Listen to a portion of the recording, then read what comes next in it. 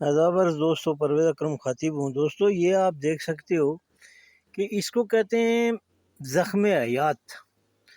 जो लोग इसके बारे में जानते हैं, यहाँ पे इसके मुख्तलिफ नाम होते हैं।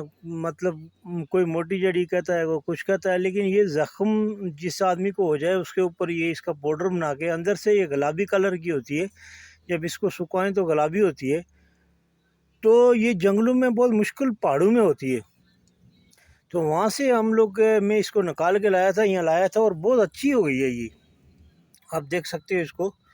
और ये ज़ख्म हयात है, यानी आप किसी भी ज़ख्म पे लगाओगे, रेशा वगैरह जो कुछ भी होगा वो एकदम से ये खुश्क कर देती है।